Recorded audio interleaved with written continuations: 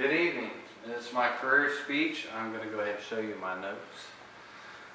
With these, I'm going to try to give you an idea of how my career applies in the real world and a simple example of this. One of the simplest examples I can give you, according to my work, because it's a little bit more classified or they're not willing to put it on YouTube, so to speak, would be moving on to the next slide. It's like a paper clip, right? We've all had them. We've all bent them. Eventually, what happens when you bend a paper clip too many times? Let's find out. Well, clearly it broke. So having said that, why did it break? How many times did we get to bend that paper clip before it broke? A lot of this is going to be focused about NVH.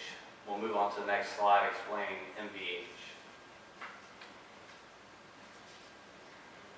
Noise, vibrations, and harshness. Noise, an undesired sound. Vibrations, an oscillation that is typically felt rather than heard. Harshness is the severity of the noise or the vibrations. With this, we're going to try to focus on vibrations. For time speaking, we can't sit here and give an example of vibrations with a paper clip, or I could just sit here and bend the paper clip until it just absolutely broke. Might be a few times, maybe do it right off the bat. But what I study and what I specialize in is really trying to find out how many times we can bend that paper clip before it breaks. The aspect of NVH is how it can be measured and what does vibration do? Is it good? Is it bad?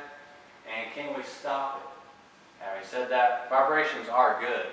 We tend to like to hear things. We like to hear guitar. We like speakers. We like to communicate that's not based on sign language, right?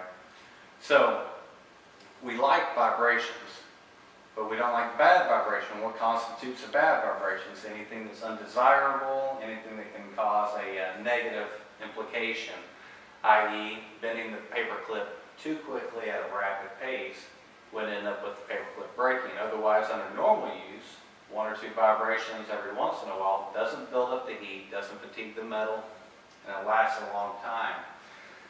Well, can we stop that? No, because generally energy has to be dissipated. No matter what you do, it's got to go somewhere. Now, we can work on it, and that brings me into my next slide, is vibrations in my career. My career is based upon studying the amount of those vibrations, exactly how much they move on each part in correspondence to the other part. Unfortunately, I can't post a lot of things that I do for a living on YouTube. So we'll just say the paper clip as an example, bending it only a little fraction of an inch would take a long time for it to actually break that paper clip, build up the energy enough to fatigue the metal and the heat to break it.